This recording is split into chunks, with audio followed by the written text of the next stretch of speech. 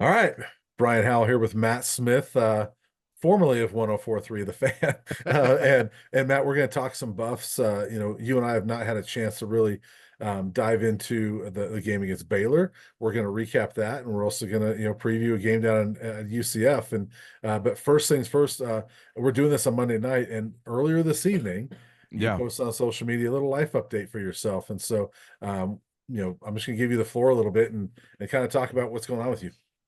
Yeah. I'm not with the Fan anymore after 3 great years. It was really fun and a lot of great memories, but time changes all things. And eventually we all have to move on. And I'm ready for a new chapter too, to be honest with you. I'm ready for a new challenge. And, now I'm just kind of a free agent. So I am looking forward to what comes my way, but I will still be covering CU independently. I've been around the program for a very long time now. And, thank you to the University of Colorado for still honoring that and recognizing that. And I'll be around. So, nothing changes for us day to day, business as usual, maybe a little bit more content. The one thing I would say, though, um, it would be very helpful for me if you checked out my own YouTube channel, which is at Real Matt Smith, Matt with one T. We basically do a lot of similar things. I'll do some vlogs and some recaps myself, and I'm a little bit more long-winded than a lot of people because of the radio training. So Yeah. sometimes I like to just kind of put a coin in the machine and go. And so I'll do that after the game, every game, and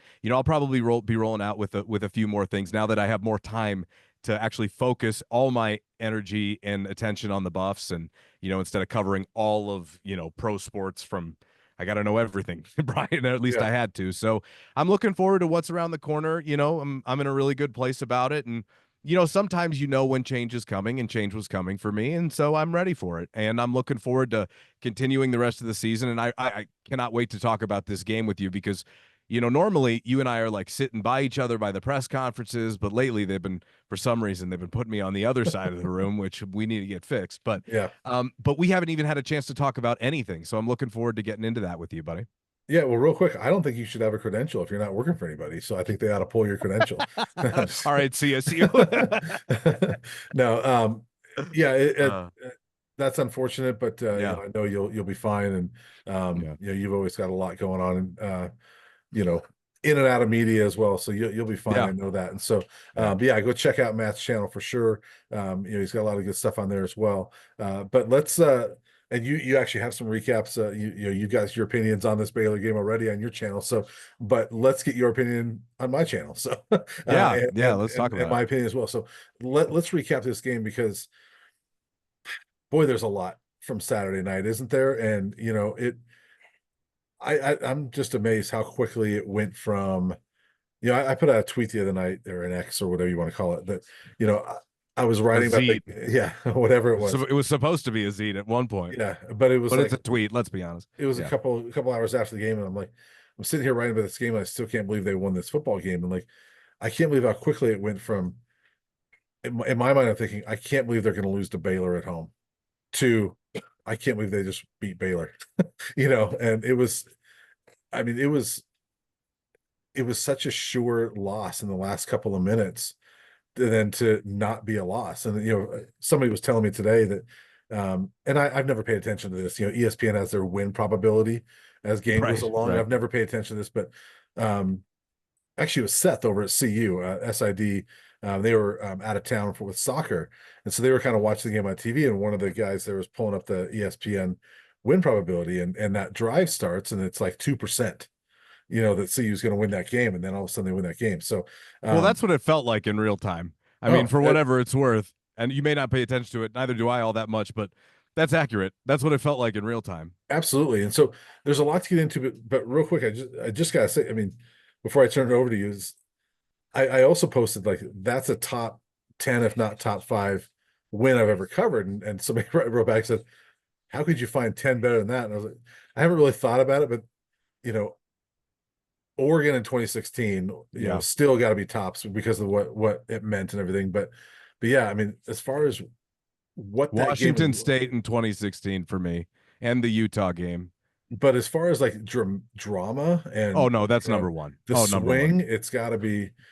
Well, I still think Oregon's number one because that was a swing too. But like but this was like, it was I such meant a at home. I meant at home at as far home. as like Yeah. games I've seen, because that's what I tried Yeah. to do after the game too. And you're right, Brian. Like I don't mean to cut you off, but you're right. Like at home, that is the number one at home. I mean, you could Yeah. the only games that came close, at least in my time around the program, were Nebraska, I think in 19, right? Like that comeback was incredible and the missed field goal and then it would have been CSU last year, Right. but it was like two different feelings. Last year it was like, oh boy, CSU just took them to double overtime. Yeah. Bit of a red flag. Like it was a sigh of relief when they won that game. You know, it felt like mercifully they won that game last year.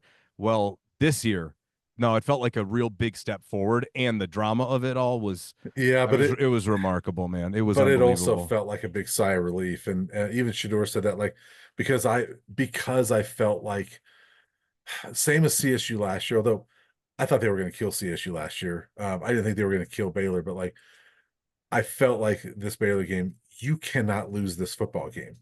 And so it looked like they were going to lose that football game. And when they didn't, it was like, okay, they got through that one. But bottom line, Matt, I mean, awesome atmosphere, awesome finish, and really good win for this program. Oh, it was an unbelievable night for the program.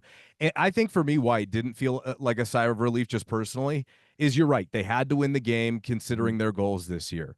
But just from where I'm at, because they haven't shown it to us yet, I really don't have many expectations that this team is going to win night in and night out. It's more like, hey, let's see what happens. Yeah, That's yeah, why yeah. I think they're so Right, entertaining to watch. Like I think right. that's why from a television product, they're super compelling because you never Mhm. quite know what you're going to get, which obviously is not great. And we're starting to see a little bit of an identity start to form, which is huge, and we'll Right, talk about it.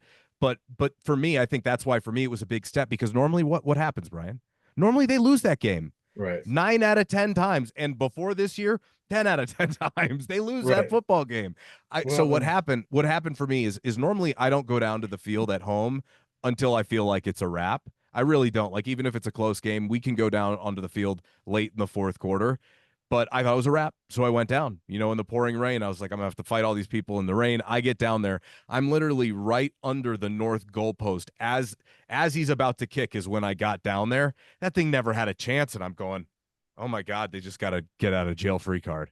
Holy yeah, cow! Because I all we would have been talking about was the decision on 4th and 8, which was a tough one in general. To go for it there. Should they have taken the delay game and punted? But that would have been like the main storyline because it yeah, kind of, that was when Baylor went down and scored. So yeah, yeah. unbelievable, Brian. And there's so many big plays, and people have talked about the two biggest ones, but because you talk about the missed field goal, let's start there because there's a big play that happened that is not getting talked about a lot, and I don't know if it was massive, but it was a big play, and I want to give this guy credit. So Baylor misses the field goal, the one you're talking about. Got End of the game. my Yeah. little Yeah. book here. Would have put him up 2 scores. Yeah, Yeah. so 2:16 left in regulation. Baylor misses a 45-yard field goal. That would have made it a 10-point game. That's a wrap. The game's over at that point, right? So second down, it's 2nd and 8. Sam Okunlola gets a TFL on Sawyer Robertson, a 5-yard loss that now makes it 3rd and 13. Right. And then Baylor runs up the middle. They get 1 yard, but now becomes a 45-yard field goal. If he doesn't get that, and it was a 2nd and 8 play, but if he doesn't get that and they get a first down, or it's a 3rd and short and now it's a 38 or 40-yard field goal, maybe that's different. It A 45-yarder is not dramatically long, but in the rain, No, it was long. I thought that play by Sam Okunlola was a pretty big play in hindsight when you look at it and say, wow, that pushed that back. And maybe it makes that field goal kicker, push a little bit more because it's a little bit farther. But I thought that was the first, as we're looking at this sequence at the end of the game, I'm going to call that the first kind of big play that set all this in motion. And I got to give Sam Okunlola credit for that. Yeah, I think up until really the drive after they got stopped on 4th and 8, the defense was sensational. Yeah. Really, I thought all night for the most part. They let up one big busted one on the 4th and 1 to Robertson, but they didn't really give up much, and they were constantly getting Baylor off the field. Baylor's getting a hard time. I've seen much worse quarterbacks in college than Yeah, Robertson. yeah, Baylor's fine. Like, how many years in the past would we have been grateful to have a team like Baylor has? Honestly, I mean, yeah, good ground game. I think it's a testament to CU's defense, just how much they were able to make Baylor look pedestrian running the football, quite honestly. right. And because of one of the guys you just talked about. That's a huge play. And look, we haven't seen the pass rush show up production wise, but, and I said this on my video the other night after the game, the one thing they're not doing that they've been getting killed with, Brian, every year that CU has been bad and every year that college teams are bad, typically you don't have great ends who can set an edge in the running game. Why? Right. Because you got a young team, you're working in new players, et cetera, et cetera. Well, Deion Hayes, Okunlola, and BJ Green have set an edge in the running game. Now, they really haven't been like beat because a quarterback broke it out the pocket and went, out the back door outside the numbers and, up the sideline. They're getting beat because somebody missed a gap or Yeah, something like that happens. So, yeah, I think they're playing better. I do, but yeah, they're going to need the sacks too. Those yeah, need to come. But hey, babe, again, as we spoke about last week, beggars can't be choosers here. Whatever building blocks you can give me on a week to week basis right now, I think as a CU fan, you've got to be willing to take while yeah, recognizing that there's more work to go. yeah. And that's part of why I thought that was such a big play by Okunlola is that the one thing they got really burned on the other night was Sawyer Robertson in the run, Right. and he was not a runner. He had 74 rushing yards in his career and then has 82 that night. But Sam Okunlola gets him for a 5 yard loss. Otherwise, Big deal. 87 or 90. So that was a big play there. And you're right. The sacks have got to start coming.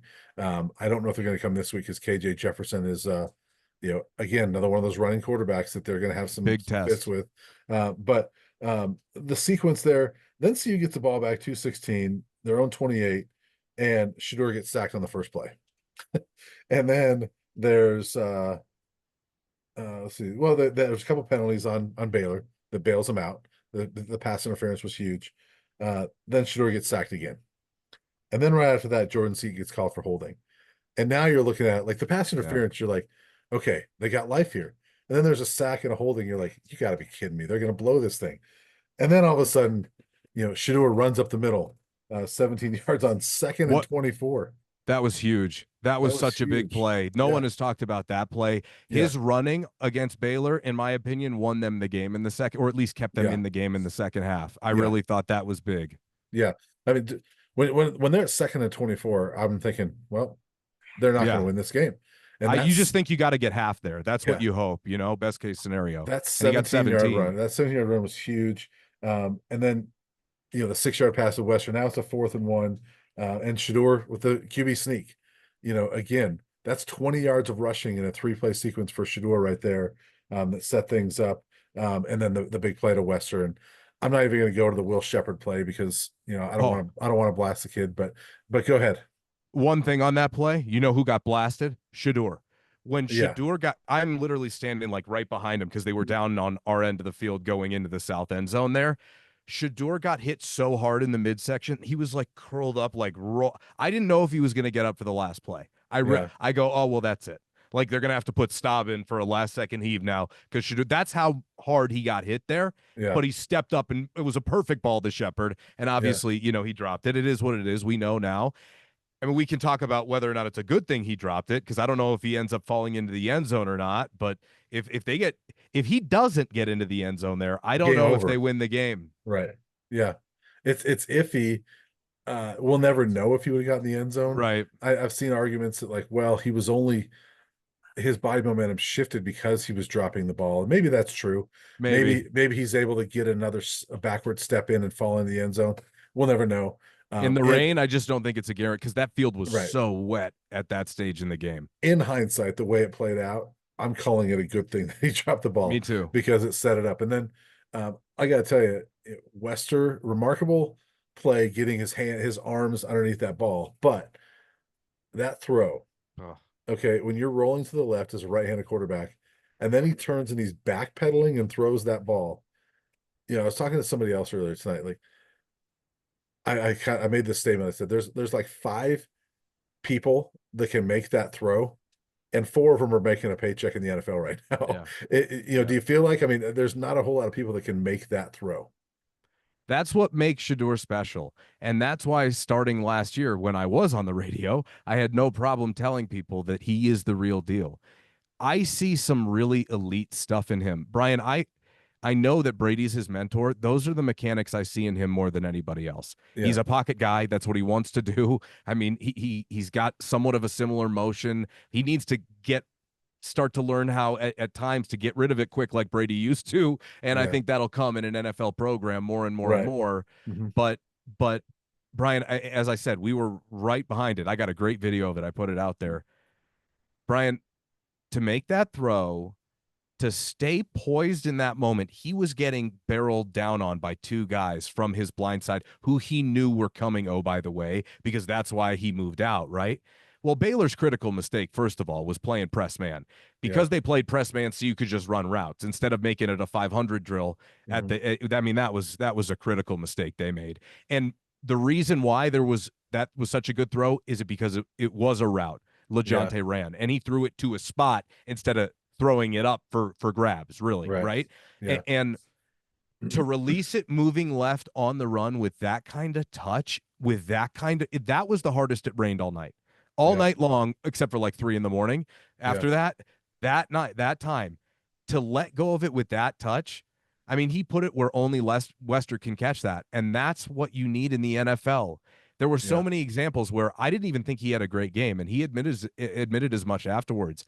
But Brian, he's got a clutch gene, and yeah, that's why I asked him afterwards, where does the unflinchability come from? Because that's really rare, especially in yeah, yeah, college. yeah, He doesn't get rattled.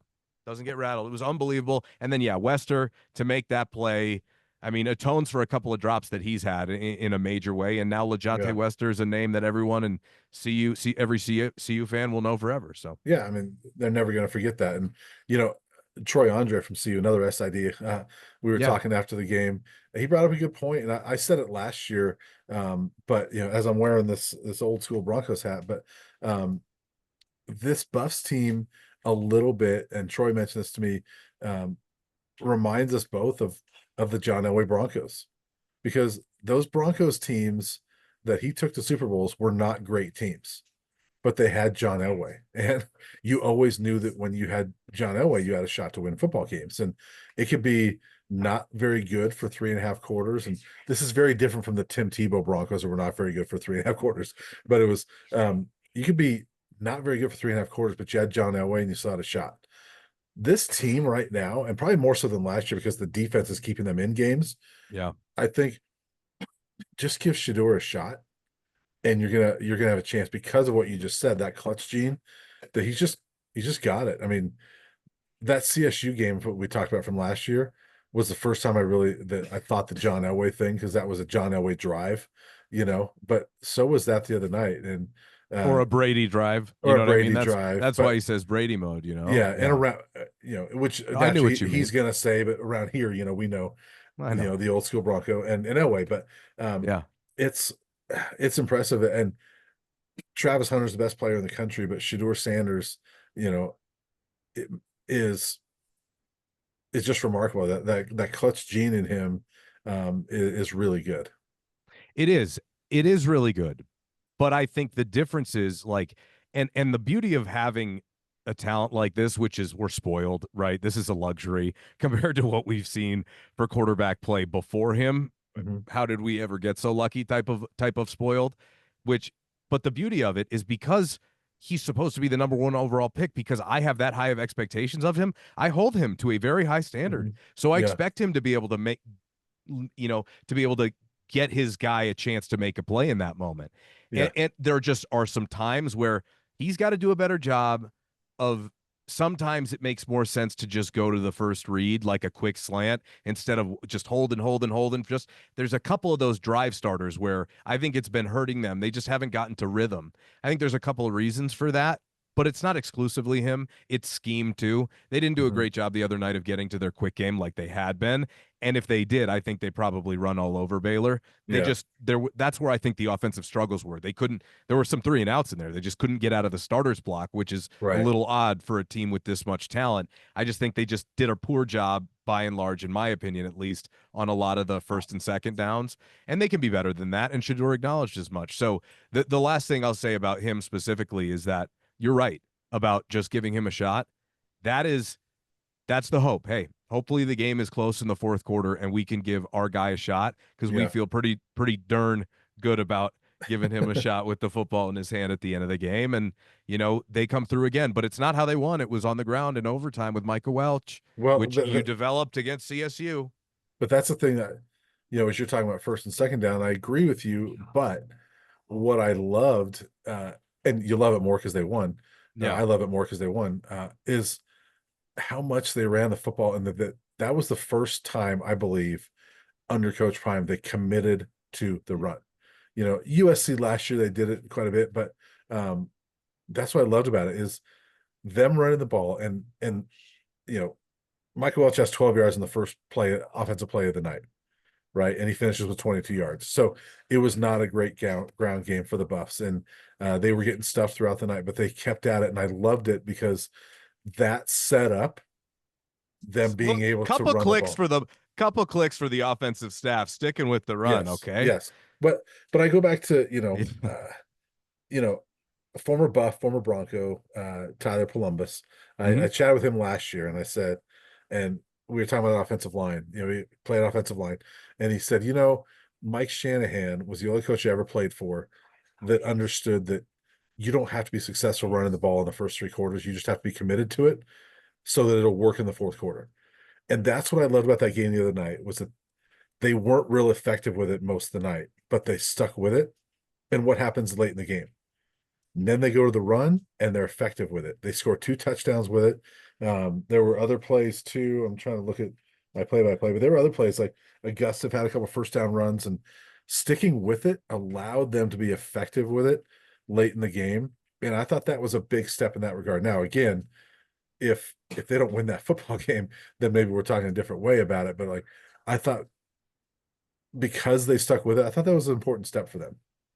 That's why, to me, after the game, it didn't feel like a relief. It felt like a big step forward, because they're doing the right things back-to-back weeks. And in what I feel like probably not the first time, that's unfair to say, but in important areas, and it's translating. Really translating, in my opinion, because I think they have a better plan now. I think they've learned a lot through the first few weeks of the year, and was like, okay, maybe some of the stuff last year wasn't all that fluky. Maybe we really need to give some extra attention here or there. And I do have to give a ton of credit to Coach Prime, because I've noticed him in the well-off media videos, and maybe this is just my opinion. I think his intensity level has raised a little bit more, but it's been really football centric, in my opinion, at least. And maybe part of that is because, the defensive line coaches, I think those guys set the tone for a lot of guys out there. Right. I mean, how do you not, get fired up to do your job when you're working alongside guys like Warren Sapp and, Damian Lewis, who are just out there and are just full of energy? Like, that's a fun environment as a coach to work in. And I think you're starting to see some strides in the coaching staff. Well, they're starting to learn who they are too. Give Robert Livingston credit in that regard too, because he brings that was the a fun. glaring omission. Yeah, on my part, glaring omission, because he is absolutely deserving of a lot of credit. Yeah, and I mean, his energy and the fun that he's bringing to that side of the ball. You've got to give credit to that defensive staff. I mean, to your point, but I would go beyond the defensive line coach and to Robert Livingston, because that's.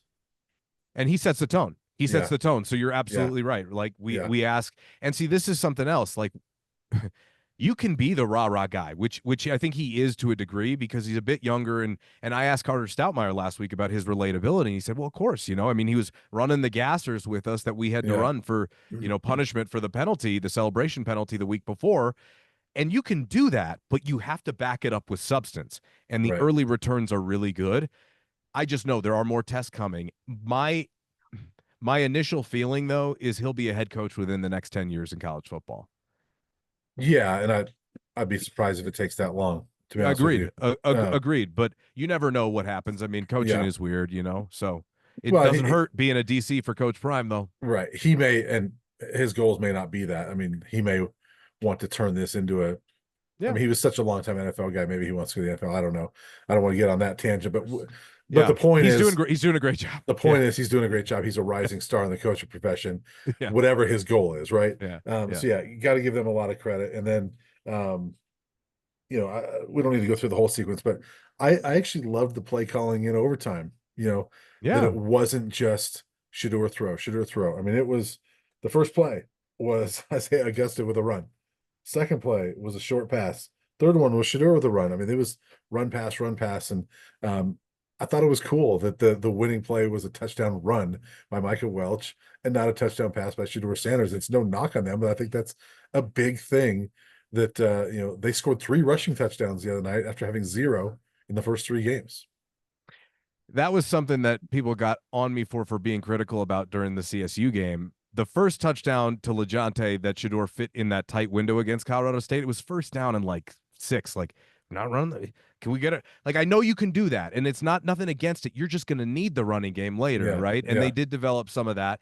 But I love that's why I also loved the sequence in overtime because, hey, it's raining. What do we not want to do? Put the ball in the air. Okay. yeah, It's raining hard, by the way. yeah. Rain, rain. Right. We don't want to put the ball in the air. We don't want to put the ball in the air. Shout out Coach Prime. We don't want to put the ball in the air, so we need a ground game we can trust, and that's all because they put in the work the week before against CSU, which we talked Yeah, about was so important. I do want to mention one other thing about the offense. They're trying the right stuff now. The tight yeah. end is how many snaps do you can you see or do you know off the top of your head how many snaps Savell Smalls got and Sam Hart got combined? I'll It look was it up. it might have been a high for the coach Primera for a tight end outside of maybe like the CSU game last year for Mikey Harrison. They had Yeah, and it was in real blocking situations at times. They're just doing things differently. Like they ran from under center, Brian. They ran I out of don't. pistol. I don't want to count the Mikey Harrison snaps because that was essentially a receiver. Well, I was kind of saying it in jest anyway. Yeah, I know. I know. So my point is that they're trying to mix up the scheme to make it make more sense and be more creative and not be so and not really just try and dictate what you're doing to the defense every play. Telegraph and not try to telegraph what you're Yeah. doing to the defense every play. So Savell Smalls, they ran. PFF has them with 92 snaps, and now PFF they will count. Special teams. They'll count. No, they'll count a penalty. This Oh, is okay. offensive snaps, but like if there's a false start, they count a guy because they were on the field for that. So there wasn't. So my point is there was. I think the bus ran 83 offensive plays. PFF has 92 snaps. So if there's an offsides on the defense and you were on the field, you get credit for a snap. So anyway, it's kind of weird how they do it. But anyway, That's Savell got to be a Smalls, high for them. No? 32 snaps for Savell Smalls and 5 for Sam Hart. It's clear Savell's their guy. But For a tight end, that's got to be a high yeah, for the first whatever games of the coach Primera so far. week 3, CSU, Savell had 13 snaps, Sam Hart had 2.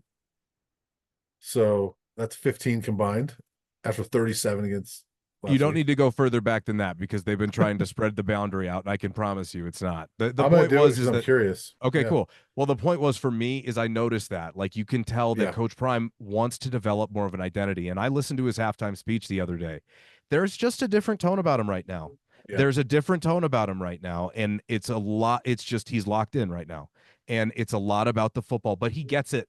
And not that he didn't before. I just think there's some stuff that for him he talks about that he's learning all the time hmm, too. He's maybe not as outward about it, because he doesn't need to be. Why would he need to be? But I can just see like he's growing as well as a coach. And look, Rome wasn't built in a day. I say that all the time. You're never going to get everything right all at once. You just got to do the best you can week to week to week. And if you can stack them, the one thing that I was really hoping we didn't see was regression from the CSU game because you went up against a better opponent. Don't fall back into bad. They didn't. They didn't yeah, by and large. And they know they have things to clean up and work on. But I'm encouraged, really. I'm encouraged, Brian. And I don't know that it's all of a sudden going to lead to some unbelievable year. But I'll say this if they want it to, these are the types of boxes you have to check to get there and get on that way. yeah, So I am encouraged right now.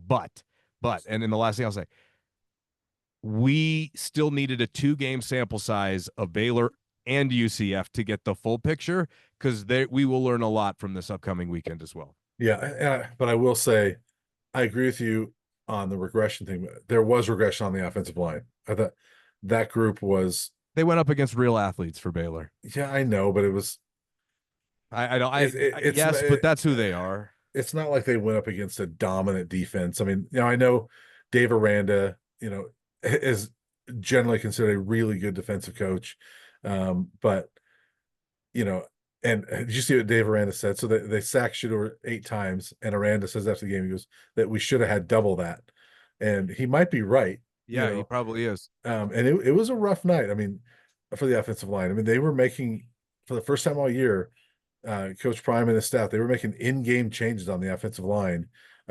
Philip Houston Khalil Benson got benched for a little bit, and then Philip Houston got benched for the rest of the game. And by the end of the game, second half, I mean, it was the original starting five, but 3 of them were in different spots than they were in weeks 1 and 2. So they really shuffled things around, and it was still 8 sacks, a lot of hits, and 5 of CU's 6 penalties the other night were on the offensive line. So I thought it was a regression from the offensive line. I think that's something they still have not figured out 4 weeks into the season. I think that's a problem going forward. They're going to face better defenses. Again, I think it goes back to your expectations of what it was. This is kind of why I said when we were talking last week, I don't know how Yeah, much to take out of the CSU game, and we're going to right, learn a lot next week about what we can and what we cannot take out of it. What did we learn? Defense is getting better, and they are on a squarely upward trajectory, and they right, are already better than they were last year, right. convincingly to a Yeah, real degree. To a real degree. What it translates to? Well, I think it translates to having a defense that gives you a chance to win every game you're in. yeah, Now it's just about your offense holding up, and you're clearly correct to point that out. I just didn't think it was going to look much differently until they prove that they can do it. They haven't held up like that against a Power 5 team, Brian, outside of the TCU game that Shador was getting it out really quick in that game, if memory serves. It was a lot of yeah, the yeah, screen, a lot of bubbles. The point is that it's got to be a work in progress, and they've got a first year offensive line coach. He's got his hands full. And you have all the new pieces, and they've never played together. The one thing I'll say is I know the other focus, and I love Jordan Seaton, but that was his worst game so far as a Buff too. yeah, He struggled the other night for sure, but on the sideline you saw signs of leadership. The problem is it's kind of like a day late and a dollar short, because if this keeps happening to Shador, he's not going to make it through, God forbid, the first bye week, which is yeah, 2 weeks. I yeah, mean, you can't keep subjecting him to this type of damage and this type of pressure. So as a result, you have to continue to get more creative with the scheme and find workarounds. Finding workarounds was something they did okay last year, enough to be respectable outside of the Washington State game at the end of the year, but they've got to continue to just grow as a staff together. I want to see more creativity. We saw the one run from yeah. under center. Let's see multiple. Augusta ran really well, right? I thought Welch was good. But Augusta, to me, if he can keep 2 hands on the ball, he's been their best back so far. In my opinion, I'd like to see what Hayden can do when they are committing to the ground game as well, Right, right, yeah. and go from there. And we may see Hayden this week. I actually saw him. He was dressed in warmups the other day and going through, um, what are those called? The shuttle drills where they got like the ladder on the Yeah, ground. He was yeah. going through those. I was standing right there, and he looked good. But I thought he might try to give it a go, but he wasn't ready. But I think he'll be ready this week. This week's going to be. Let's shift over to UCF because I think it's going to be an interesting challenge. When speaking of the offensive line, um, UCF has come off a bye, so they've only played 3 games. I don't know if you've looked this up yet. Do you know how many sacks UCF has so far this year? No, I haven't looked at it yet. 1. Hey, They are okay. they are last in the Big 12 in sacks. They've had 1 sack in 3 games, and Wow. and Who they this is play? New Hampshire. Right. Yeah, because I knew they haven't really played Yeah, anybody, have New they? Hampshire, Sam Houston, and TCU, Yeah, that's right. They play TCU. and they've got 1 sack. So this might be a game where Schuler can stay upright, or Oh. does Or if they make that look like an all Big 12 defensive line, are there other issues at play here? Did you see the line on this thing? yeah, 2 touchdowns. yeah. I think That was surprising to me. mm, That's a lot of points, Brian. it It's a lot of is. points. I'm not that surprised, to be honest with Okay. you. I think UCF, I've been saying this since the summer, I think they're one of the most underrated teams in the country. I think they're They're really good. good. Yeah. Yeah, KJ especially at home. Jefferson. Hey, I mean, we're just gonna jump right into UCF. The quarterback run has been killing them. Well, KJ Jefferson's like trying to stop a school bus on the football field. Right, Who right, runs the read option? Oh, by the way, that has given them problems. right. That and he's clearly had Shador Sanders on his mind for a long time with his. I mean, for people out there who don't know, this is a kid who literally printed out a picture of Shador on a computer and Yep. taped it in his locker Yeah. as motivation. So With clearly a he's with a had this with a game's. with a quote from somebody saying that Shador was the best quarterback in the country. That's right. Oh, with it was Skip or Stephen A or something Yeah, like that. somebody It was like one that. of Yeah, those. yeah. Yeah, and that's what it was. That's what it was. So you tell me he's not motivated. And oh, by the way, they're coming off a bye week. Right. And It's look, gonna be it's gonna be a challenge, Brian. That's all I'm saying. It's gonna be a challenge. that's what I've been saying. It's like, and the Buffs have done. There's been a lot of talk about their run defense, and I saw some video somewhere saying they're one of the best run defenses in the country. And you Well, know, PFF has him like 15th right now, don't they? yeah, there's something like that. And Yeah. look, they've done a good job against running backs. I Yeah. think you got to give them credit for that. But they have not seen a guy like RJ Harvey, Mm-mm. who is legit like one of the best in the country. And Harvey, I don't know if you've seen his stats this year. He's one of the tops in the country. He's hit at least 126 in all three games. He's got 100 plus yards in 10 of his last 11 games, dating back to last season. Rushed for 1,400 yards last year. And oh, by the way, they've also got as their number two back, Yeah. Henny Boone, who rushed for over 1,400 yards last year at Toledo. I think it was Toledo. It was a MAC school. And they've got him as their number two back. So, and they got KJ Jefferson. So let's see how good this run defense is. I give them total credit through 4 games. I just don't think they've seen anything like what they're going to see this week. Well, this is where the rubber meets the road. And in some Yeah, strange twist of fate, maybe the first 4 weeks of this season were the perfect warm up and lead up to this because they yeah, have not played a good passing team yet. They haven't. right. And this is going to be the best of the rushing teams, at least offensively, that they're going to Hmm. face. Best rushing attack by Yep. far. Blows Nebraska out of the water. I mean, Oh out of yeah, the water, by the that's not even way. close. By the way. anyway, It- it's not. You're right. It's not even close. yeah, by the way. That was a great game the other night, by the way. Yes, it's not even. It's not even close. And now I see I got myself down a tangent in my head. Let me get back to center. It's not. Nebraska will do that to you. It's not. It's not even close. And that's why I think in some weird twist of fate, hey, maybe you played, North Dakota State rushing team, right? Nebraska, CSU. That's what CSU wanted to do. They wanted to be a rushing team, especially when Horton was out, And and they look, did to a degree. Justin Marshall's a really good back. Really good back. Not like Yeah, this. not like Not like this. this. Not Right. like this. And then last week, again, Baylor, Washington, and Pendergrass, those two guys have been running all over their first three opponents of the They're year. good backs. Yep. They're good backs. So, and now here you go. And now But it's on the road. Okay. See, this is the one thing, and maybe this is just me putting this out there, so I don't want to project this on anybody. I just like you're going across the country to go play in Orlando. Anytime that I've covered a CU game in Florida, at least maybe yeah, I don't think I've ever seen a CU win in Florida, any sport. Like that right. is a really long trip. You've got to be really mentally dialed in for that one. An afternoon kick. They're coming off a bye. They have been preparing for you and yours. They watched the Baylor game. They had front row seats to it. This is a massive moment for this coaching staff. I would say in the past, this has all the makings of CU getting blown out of the water. Agree or Mhm. disagree? Oh yeah, totally. This That's year's what team, this year's team has a chance to prove they're different. maybe, yeah. But They that's have a why chance. they have a chance. But that's why I don't really have a problem with the line. Is because I do think a lot of it says CU is going to get blown out.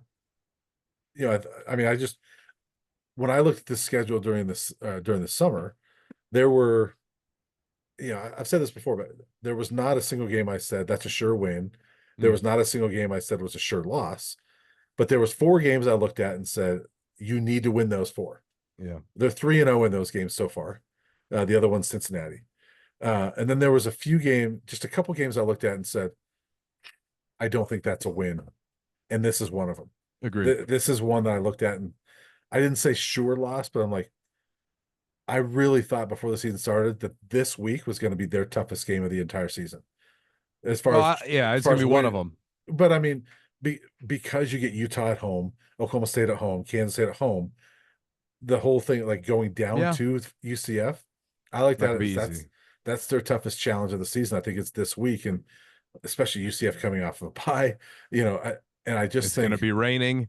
They're a it's great it. ground, or they're a great ground team. Yeah, Yeah, speaking of weather, we were talking about this beforehand. I mean, there's supposed to be a hurricane hitting Florida this week, not Orlando, but there's gonna be remnants of it in Orlando, and the forecast is 60% chance of rain on Saturday. So you're looking at rain again on Saturday. All of those things, and I've never been down there, but talking to their beat writer this summer, he's like, this place is, they call it the bounce house, because it gets rocking. And like he sent me a video literally of like when that place gets rocking of it, like a bottle of water where the water's just shaking and the bottle's just shaking. And for anybody that hasn't looked, they don't lose at home. mm-hmm. They lost a couple last year, which was unusual. They don't lose at home. And so I just think this is a tough one, Matt. Oh, I know. And Gus Malzahn's a great coach. He's a great I mean, coach. Yeah. he's really good. And I mean, I think it's just because it's been a couple of years, but I mean, not too long ago, that was an undefeated program, Yep. right? I mean, Hmm. this is a program that has started to develop. People think, Central Florida. No, this is a program that has developed a real winning pedigree. For college Yeah. football fans, you guys know that, right? Right. And sometimes I can hear the CU fans in my head. It's a bunch of Florida boys. They're going back home to play at home. Great. You know what also comes with that? Getting tickets, distractions for family. Yeah. If I'm Coach Prime this week more than ever, hey, it's about the guys in this room, Yeah. staffers, be handling all that, because that's one thing that you hear. It's the family members and friends, and can you get me tickets, and can Yeah. I do this, and what are we doing before the game, what are we doing after the game, and sometimes you have to coordinate all that. And I'm sure they do a great job with this stuff, by the way. If there's one thing in general that I know they do a great job with, it's the family relations for all the Right. players. They treat the families extremely well, and so I imagine that they'll be on top of that, but maybe a little extra awareness this week, just because, hey, just for I mean, how many kids from Florida are on the team? It's a lot. It's a couple dozen or more. Yeah, a couple dozen. Yeah. A couple dozen. Like, has only over 30 kids, or at least around there. But So see, I mean, that's a lot. the other thing too, and I know it wasn't Coach Prime, but um, how many years was CU loaded with California players? And we talked about, oh, they're going home. They're going home down. USC. They're going home to LA. Like, yeah, Yeah. well, you got killed every time you went to LA. So, UCLA. right.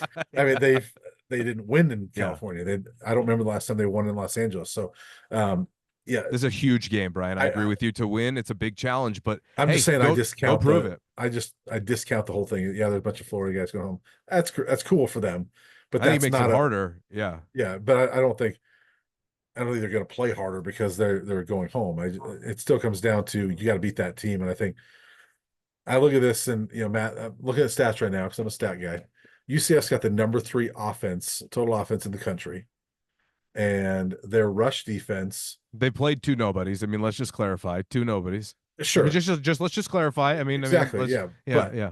but they look. The Buffs have played a couple of teams, and their Who'd offense. you say? Sam Houston State, and who was the other one? New Hampshire, Yeah, North I Dakota State's beaten, losing to either one of those teams. no, I know what you're saying, but I'm just Okay, saying that okay, they've got legit weapons, and I sure. mean we haven't talked about the receiver Hudson, which he's pretty impressive too, but just statistically, I'm just saying they're number 3 um, in the country total defense or total offense, and they're number 5 against the run. They're like 64 yards per game Okay, on the ground, so um, they're good. that's all the Buffs need. Right. I'm just saying that. Yeah, Yeah, I get who it's against, and we can throw all that out. People want to discount a lot of what Baylor did last week yeah, or I know. going into last week, and Baylor almost beat them. I Yeah, will say though, hey, nobody's kind of made this point, but like Shador makes that throw to LeJohntay against what was the number 1 pass defense in the country, right? Let's not forget hang your that. hat on it. Yeah, hang your hat on it. By the way, Look, this is yeah. Go ahead. Did you see where Baylor ranks now?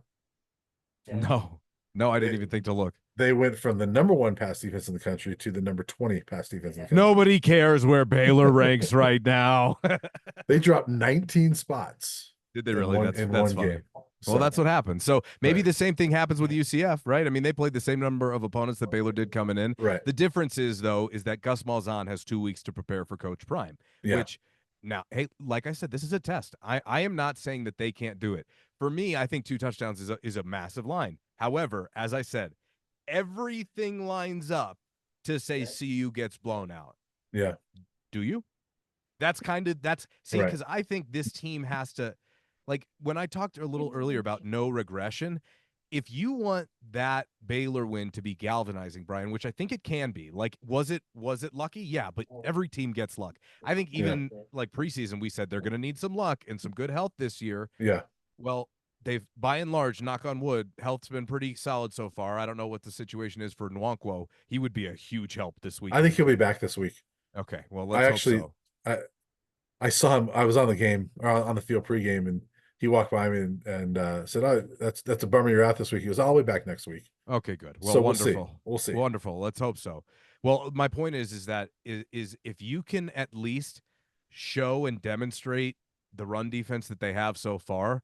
Now, Yeah. hopefully KJ Jefferson doesn't kill you, but this is one of those games where, you know, how do you want to attack them? Do you want to go quick game? Because if you go quick game right away and try and bing, bing, bing, bing, Hmm. bing, bing, all the way down the field, well, you could race yourself off, and then they're peeling off 8, 9 minute drives and just shrinking the game. Yeah. But they've had 4 games of preparation for this. The one thing I'll say about their environment down there, luckily, nothing's going to be bigger than Lincoln.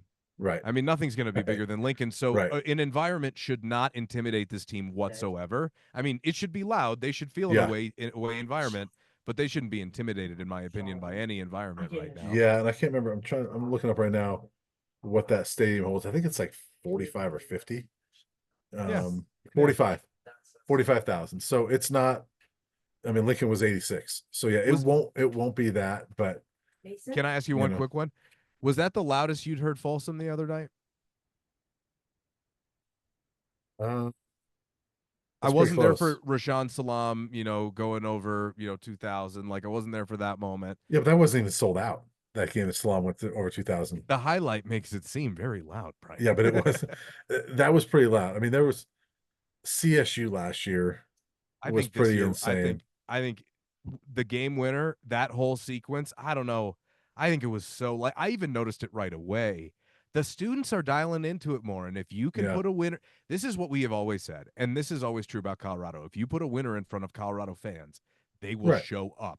And Well, it's how yeah, long is it? Brian, I just think back to, and for a lot of the CU fans who don't know, I think I probably bring that up for context. Like the 2016 team, like there were some great moments, but that was such a surprise that I think we were all kind of just being like, is this a joke? yeah, Somebody playing a joke on us right now, right, kind of yeah, waiting for the shoe to drop. There's real expectation now. And when you live up to those yeah. expectations, I you mean, nobody caught on to that CU team until like November, and it was like, oh, exactly, they're actually good. exactly. But you're right. The in Colorado, it's the Broncos and whoever's Yeah. winning. Yep. That's who the sports fans here love. And so, Right. you know, yes, this team, sports fans around here are begging for a winning CU football team. And so, For so yeah, years. yeah, coming off that CSU win, yeah, maybe it was one of the loudest environments. I mean, it was pretty rocking. So yeah, I this week's gonna be tough, no question. Before we get out here, let's do some predictions. What do you think? The 14, I think, is a little much. At least I think maybe that's it might be wishful thinking on my part. Like I said, everything lines up to a UCF win. And this is one of those where CU's really going to need to prove it to me on the road. And hopefully, this isn't one of those where that defensive line, as you mentioned, that only has 1 sack on the year, looks like they're just, stifling Colorado's offense. That would be Yeah. a major concern for me. I kind of want to say 34-27, and I kind of am leaning UCF. It kind of feels crazy to want to pick Colorado with Vegas as 2 touchdowns. What does Vegas know? They're coming off 2 weeks.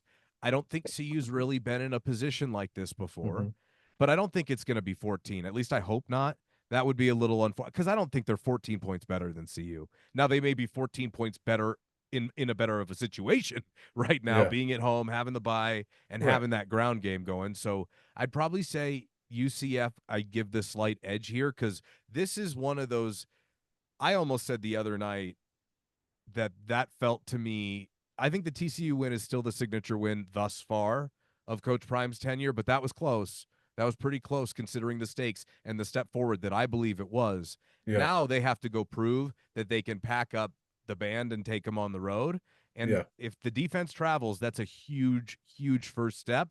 But you've got a running quarterback, and that has killed them. And they've shown no signs that they're going to stop that. So until they do, I have a hard time wanting to pick them. Doesn't mean I don't think they can't win, because I do think from a talent perspective, you put this game on a neutral field, I think it's probably a lot closer. Yeah. So let's see. Let's see. I'll give UCF the slight edge. I'd probably say like 34-27, but go prove me wrong. Go surprise me. I think they can win this game. If they learn and they build and they don't, again, go backwards. We're only going forward. Sean Payton had a line when he first got to Denver. We're knocking the rearview mirror off of this thing. And we all kind of made fun of it on the radio because it's it's Yeah. like, oh, you might as well park the car in the parking lot with no rear view mirror, Yeah. that type of thing. But I love that. Knock the Yeah. rear view mirror off. What happens in the past, we got to build on it and let's move forward. And hopefully they give them a good run. We'll be down there. Yeah. So I'll say, I think if they lose by 14, I don't necessarily think it's a step back because of where you're going. I think their goal is clearly bowl game. I Yeah. don't think losing this game diminishes that goal. I think this is one of those games. Like I said, going into the season, I thought this is their toughest game on the schedule. I'm not. I pick Colorado every week so far. I'm not doing it this week. I think you're talking about. There's a lot on paper that shows they're going to get blown out. I see a lot of that. There's a couple things I don't trust with CU right now, and number one's go on the road in a tough environment. Number two is their offense has not been clicking No. like we want it to click, right? And even 38 points is nice the other day, but through 59 minutes and 58 seconds of that game, they had what, 24? Mm-hmm. And that's 24 is not what you expect out of this offense, right? You're expecting 38 in regulation. They're not doing that. They're not really clicking. Even against CSU, who we don't think is very good, they got 28. They got 10 against Nebraska. They haven't. I mean, they needed that miracle throw to LeJontay Wester. They hit 30 in regulation for the first time this year. There's still a lot that concerns me, and I think they're going up against a really good team. And I'm an AP voter. I had UCF in my top 25 the previous 2 weeks. I only dropped them out this week because they didn't play, and I needed to make room for teams like BYU that got a huge win against Kansas State. And there was a couple teams that had wins like that I felt like I needed to get in there. And they were idle. So and they were idle. And to me, UCF's my number 26 team, so yeah. I just think this is a tough one for CU. I don't think the 14-point line is outrageous, to be honest with you. I think UCF I'm has hoping it is. I said I'm hoping it. But yeah. I'm with you in that, Yeah. I think CU is very capable of proving me wrong and going down there winning this football game. But I also think UCF could cover. And I think that they're very capable of doing that as well. I'm also going to pick UCF with 34 points, but I'm going to put 21 on the Buffs. 34-21 UCF. I think it's one that UCF kind of wins going away, and people will be down on the Buffs after that, but they shouldn't be, because there's more winnable games out there than this one, in my opinion. And this is winnable, but I think there's more winnable games coming up than this one. I think this is the toughest one on the schedule. Wow, that's a little bit of a hot take right there. The toughest one on the schedule. I'd probably think about it. It's one of them. If it's not it's top 3, okay, or 2. Everything, but especially the way things are playing out. Like, no, I hear you. Kansas State looks more beatable. Yeah. Arizona looks more beatable. Oklahoma State looks more beatable. Now Utah, I'm going to put up there as well, but it's in Boulder, and so yeah, I always give the Buffs a shot in Boulder. Like this one, to me, because it's on the road, that's why I say it's the toughest one on the schedule. Hey, dude's got a picture of you up in his locker. Go beat this guy. Are you kidding me? Right. If I were Shador, and let's all be grateful I'm not Shador. Yeah. And you put my picture up in your locker for like 6 months, I'd be like, bro, like I already know I'm living in your head. So now it just means, as it is every week for this program, will his offensive line be the shield that he needs them to be? And can they scheme around that well enough? And last week they almost didn't. They probably should have lost that game. Let's just call it what it is. Right. Okay. Well, I mean, if not for like a miracle that, was unbelievable play. and then to hold off in overtime. They did things right, but they beat themselves too many times. Special teams, Brian. We forgot special. What are they going to do? How are they going to kick off? Are you kicking off? Well, I'll Has be Coach honest with Prime you, asked you? Are you preferred walk on? not yet, but we'll see him tomorrow. Um, I, I will say this though, as far as that goes, is Jace Feely was not getting it in the end zone regularly, Of course and not. At but altitude. but even on the 100-yard return, he did get it in the end zone. He was 2 yards deep, um, and Not enough. but their coverage team was pretty good in the first 3 weeks, and the opponent's average starting position was like the 20 with the way Feely was kicking off. So you got to give him credit for that. But Coach Prime wants it through the end zone. I understand that. That's not a Stoyanovich, big ask. the freshman walk on, we keep hearing has a huge leg. I do wonder, and I said this on earlier today on another show I was doing, but like as far as this goes, I know Coach Prime puts the best players out there, but I also know he has some loyalty. He knows the Feely. He's known Jace for a long time, and Jay Feely. I do wonder if there was some loyalty to Jace Feely there. And we know Mata's not going to kick off. He never even did it at Jackson. Cristiano Palazzo's been doing it, but he doesn't reach the end zone. I wonder if this is an opportunity to get a guy like Stoyanovich in there with a big leg, and maybe he puts it through the end zone. I don't know. I'm assuming he can't put it through the end zone. And this is why I'm assuming he can't. Because if he can't, why was he not doing it the other night? That was the one part of their game plan. We were very not critical. In some moments, we probably should have been. We didn't even talk about the 4th and 8 decision to not take the delay game and punt. Yeah, Like that was a tough call either way in the moment. I even said that on social media. It's like, oh man, I'm not gonna hammer him too hard one way or another. Because you're at yeah, the edge of Mata's range. But if you had right, gone and gotten a kicker that could make that field goal, that's a 45-yard field goal. You should be able right, to kick that.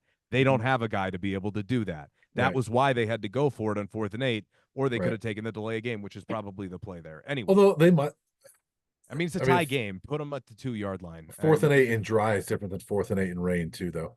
In that spot, Okay, sure, but to me, it's a tie ball game, and right? you're on the plus side of the field. I know you don't want to punt that too much, and yes, I Yeah, love being aggressive to end it, but right, man, it's 24-24. Your defense has been rock solid. Now you're kind of hanging them out to dry just a little bit. right. I don't know. Anyway, but that would have been the storyline if they lost. Well, I just Okay, think, if yeah, we don't know who's going to kick off. I do think whoever kicks the longest in practice this week will probably be the kickoff guy this week.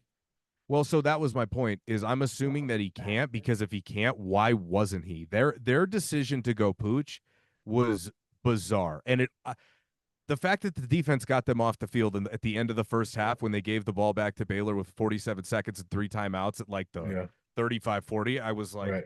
what? Like what? Yeah, I don't care. Kick it as far as you can. Like if we have to take a penalty, we'll take a penalty. You're going to end up at the 40 anyway. Kick it yeah, as far as you can down the field. So yes, I think so. That hopefully it's whoever kicks the ball in practice. I think they were doing kickoff work on Sunday too after the game. So I know that that's top of priority. Even Coach Prime said it in the press conference. He knows right. it. He's like he's sick He, of it now too. he I think said it he's a last little. year. He said it last year. He got a little sick of it earlier this year, though. Yeah, Because why? right, It almost cost him that football game.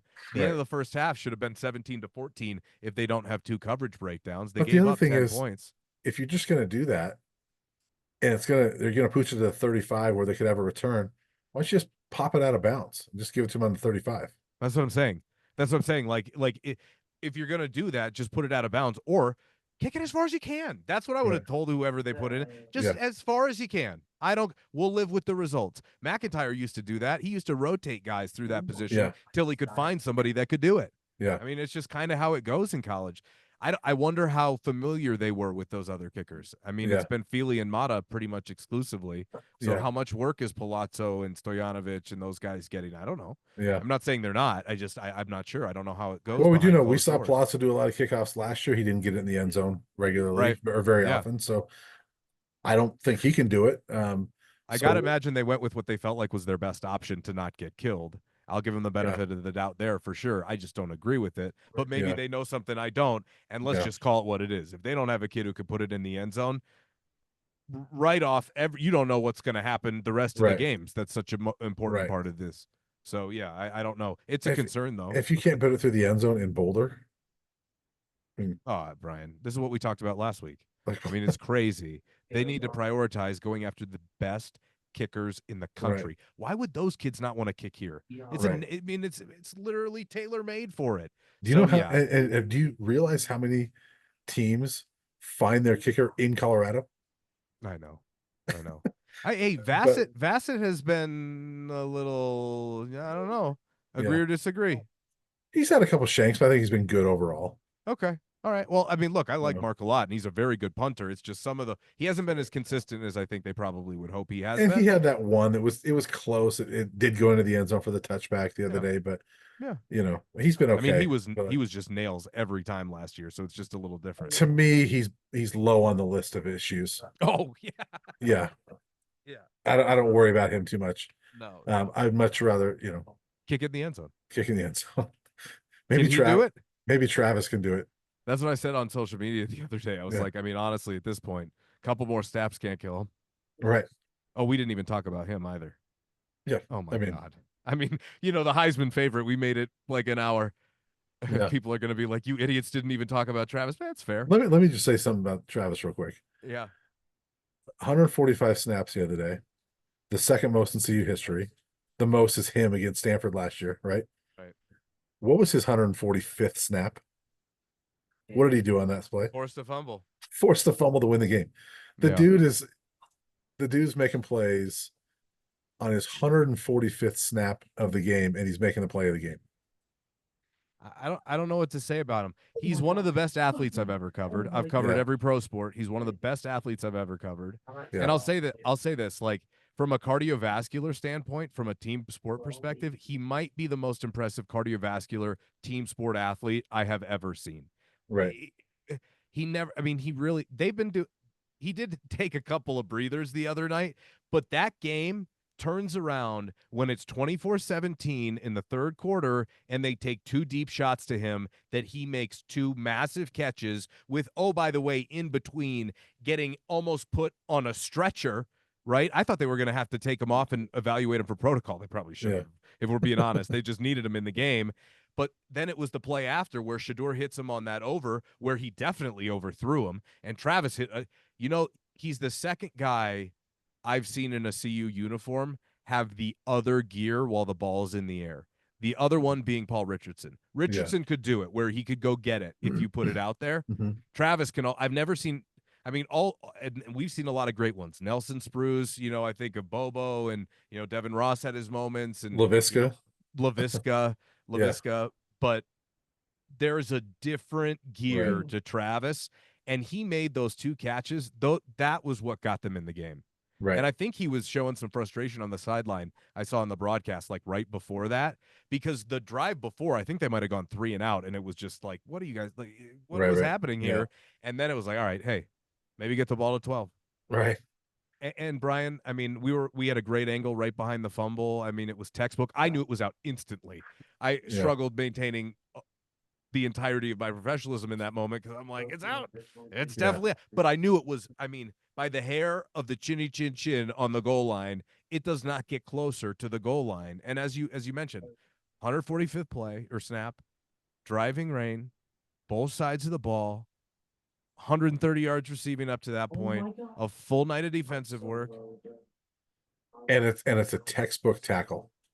I mean, and he showed his physicality. He made big Yeah. plays in the run game, Mhm. finishing through guys. He is way better this year than he was last year. Well, that's He's Pat. unbelievable. Pat He's Rooney and I were talking unbelievable. about this in the press box the other night. Like the underrated thing about Travis Hunter's game that people don't talk about is that not only is he an exceptional tackler, he is a willing tackler. Yes. And for a He's guy a that willing everything. What do you want me to do, right, coach? I'll but I do it. mean, but I mean, how Refill many? the Gatorades. I got you. Yeah, That's Travis. you sometimes don't see those DBs that are that willing to tackle and that are that good at tackling. But he's a textbook tackler. I think the other underrated thing about him offensively is he is really good at getting himself down and avoiding contact. Like he'll take some shots sometimes, but like for the most part, he If he does a has to. really good job. Yeah. And there's times that, there might be a pass that puts him in a bad situation or whatever. But That's what like, I'm saying. Like if he has to take a shot to make the play, he'll do it every time. right. But I mean, for the most part, he does a really good job of like maneuvering his body to where he will minimize contact. And his body control is unlike anything I've ever seen.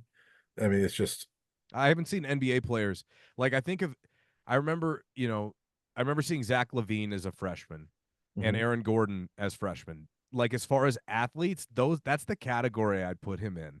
Like as far as like vertical body control guys, and we're talking about guys who are like borderline NBA all-stars, yeah. okay?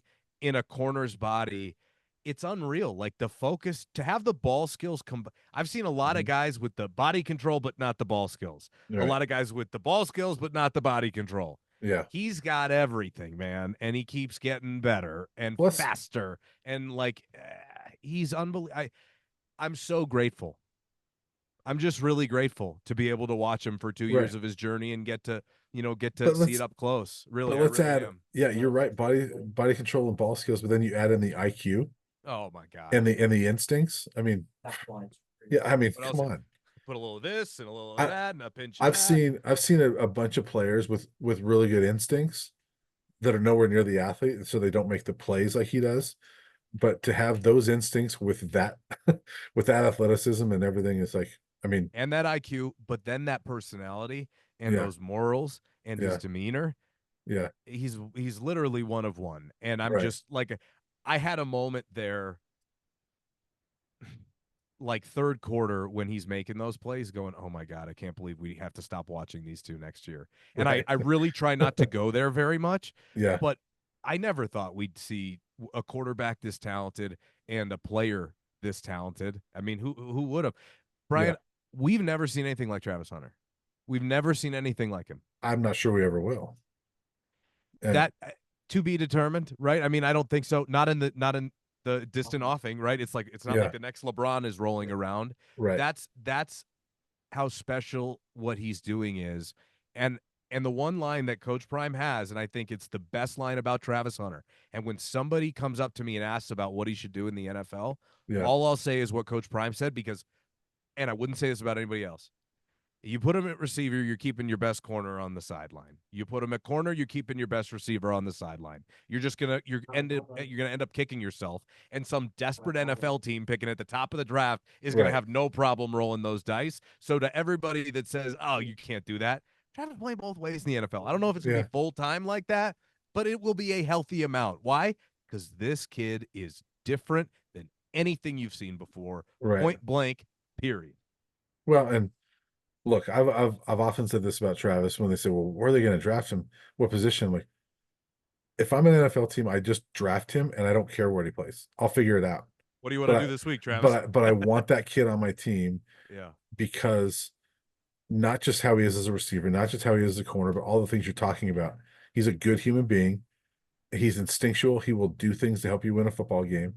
And I thought one of the smartest things I've heard said about Travis was from Coach Prime a couple weeks ago when he said that he was talking to NFL scouts. He's like, "Look, you realize in the NFL that, in fact, I can't remember if it was, no, it wasn't you that asked the question. It was last week. I think Pat Graham asked the question, like, if he's Definitely not my impressed, question last right week. now, but he was asking, like, are you amazed by what Travis is doing in today's college football?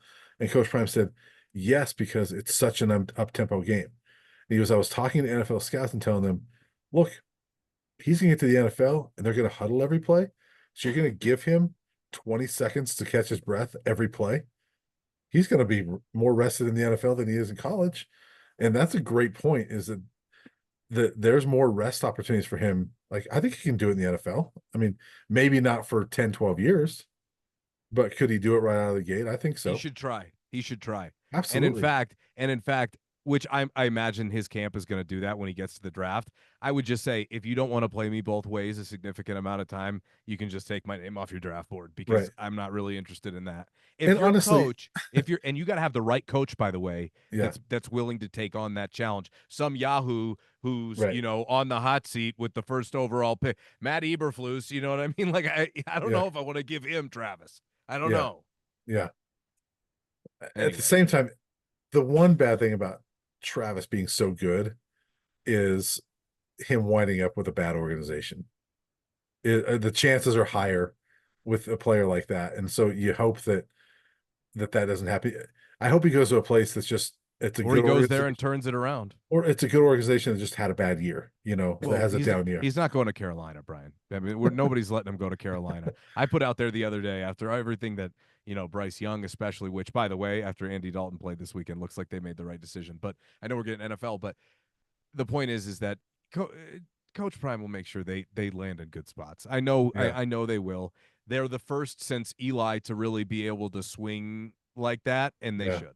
They yeah, should. They should do that. Once you get to the pros, you got to do what's best for you because fit yeah, is everything in pro sports. I don't care what sport. If yeah, you're not in the right system, but you're a hell of a player, you probably won't end up having a great career. Maybe you yeah. can make one out of yourself if you can adapt enough, which honestly, I think Travis could probably play in any system and be a Hall of Famer if he wanted to Right. be. But we'll see. We'll Yeah. see. It just again another one of those moments where he's the Heisman. If you had to give out the Heisman right now, it's Travis, right? Well, How could it absolutely. not be? How could it not be?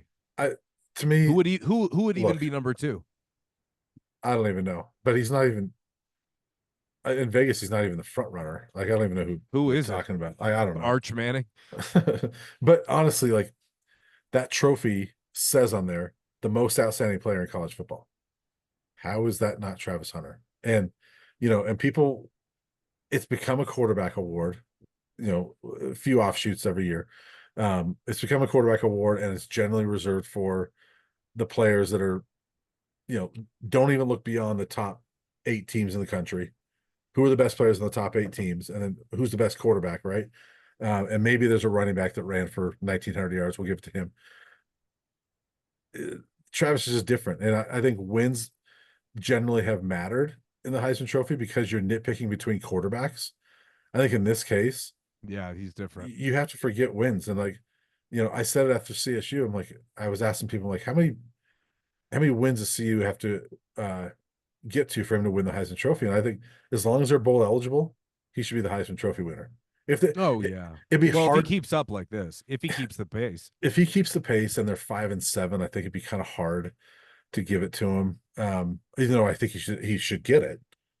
Brian, all that see to me, the wins don't matter to me as much as the production. If there's a difference between To 5 and 6, you, to you, does it really matter to you enough the 5 to 6 wins to vote for him differently? If you had, are you a no, Heisman voter? yeah, to you and me, no. I'm just Yeah. saying Okay. To the there's 600 public and some perception. voters.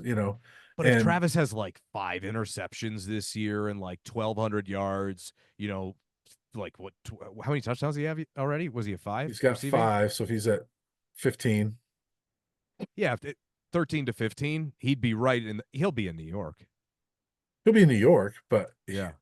look, the bottom line is, there's a strong May we be so influence. blessed to have those problems. There's a strong SEC influence, right? And you know, if they're There is? You missed if my spit take. That was hilarious. if they're 5, look, if they're 5-7, it's going to go to the best quarterback in the SEC, right? Yeah. I wish you would have seen that. You're going to laugh when you watch it back. Okay. Yeah. So, I mean, SEC let me see. bias, you say. East Coast bias, you say. I'm just saying it's. I don't know who the front runners are. I have to look at it, but like, um, okay, let's see. Well, Cam Ward, he's having a good year. Mm-hmm. Jackson Dart, but again, as I look at these guys, they're great players, right? Uh-huh. Cam Ward, Jackson Dart, Jalen Milrow. I don't even know when this was updated, but let's see. 1, 2, 3, 4, 5, 6, 7. And then Nico probably the kid, Travis Hunter's 8th on this list. Iamea Leovea. Yeah, so you got Cam Ward, Jackson Dart, Jalen Milrow, Nico, Dylan Gabriel, Quinn Ewers, Carson Beck. What position do all those guys play? Quarterback. They're all really good, right? Yeah. Are any of them doing something you've never seen before? Better than Shador? No. No, I didn't say Sorry. that. No, I know you didn't. I did. Are they doing? No, of course not. Of course not. No. No. So No. they're not doing anything you've never seen before. Which is why I don't think a 5-7. If he has the production, I don't think the difference in wins from 5-7, if that were the case, between 5-7 and 6-6 would make a difference if he has the numbers. For him, it's going to be about the numbers because for a receiver to win it over a quarterback, it's going to have to be about the numbers. And CU should do a better job, by the way, of publicizing how many snaps he plays, so that if they're truly trying to push him for a Heisman campaign, right. I think that would be like a specific graphic every week if I were them. Right. And they I think they will. Yeah. But if you have like I'm just looking at like Jackson Dart, right? And Ole Miss is hot right now. If Ole Miss is in one of the top 3 or 4 teams, it's gonna be hard to beat Jackson Dart if you're 5-7. Ole Miss is good too. They're going to the They're playoff. really good. Yeah. But again, like you know, Cam Ward, if Miami's 11-1 and Cam Ward keeps doing what he's doing, it'll be hard to beat that if you're 5-7. We'll see. I like Cam Ward a lot. We'll see what Miami looks like at No, the end of the year. we're agreeing with each other. Like Okay. if Travis Hunter keeps this up, regardless what the record is, he should be the Heisman Trophy winner Agreed. because Yes. Yes. because the award says the most outstanding player. He is that guy. I don't care what anybody else says. It He was a is long that guy. roundabout way of saying that for Right. both of us. Yeah. Yeah. He's that guy. So I mean, everybody knows. It's yeah. hard to come up with things to say about him anymore because I just continue to be so blown away, not only by him. And I will say thank you to them for bringing him out. I mean, they don't really have a choice as much I this was year just because gonna of what say he's this. going to Yes. do. Yeah. What he's going to do, but thank you to them for pushing him out of his comfort zone a little bit. It's important. It's important for not only the program, but it's important for Travis as well because Travis is just a wonderful human being. Like there But isn't. Yeah, yes, go ahead. but I wanted to say too. So He should be a face of the program. Yeah. we were talking game one. We got him North Dakota State, yeah. Yeah. So we've had him Afterwards. 3 out of 4 games. So they brought him out game one, and we were kind of like, wow, I can't believe we got Travis. That was our first time to talk to him since TCU last year. Right. And we've talked to him 3 times now. And I've got to give him credit for this because he's better than he was last year in that setting. Because he didn't enjoy doing it. And last year when he came to the podium, you could tell he didn't enjoy doing it. And so I didn't think he was a great interview last year. This year we've He had just him was very brief last year. He just didn't right. really. He was very curt. He But didn't that's really what I have any mean. interest. Yeah, no, I know. He I wasn't was he wasn't explaining it to he, everybody. Yeah. and I wouldn't even say Kurt. He wasn't like he wasn't standoffish or anything like that. But like No, just short. he's been really good and like showing some personality in these post games. He's been much better at that part of it. Um, Easier after wins. easy after Too. wins, and it Yeah. is. But I mean, Yeah. he talked after TCU, and that was a big win, and Oh, I know. he wasn't like he is now. So give him a lot of credit. He's doing great. Matt, let's get out of here. We got a lot to Okay. talk. We got a long week. All right. Sounds good, buddy. I can't wait for it. I'll see you in Orlando. Are you joining me at Disney? No, I don't know. No, I'm not. I'm not going to no. Disney either. Not in the rain. Not in the rain. Me at Disney by myself in the teacup alone. Yeah, well, No, avoid the no job. hurricane. No job. Avoid the hurricane, Matt. Thanks for watching, everybody.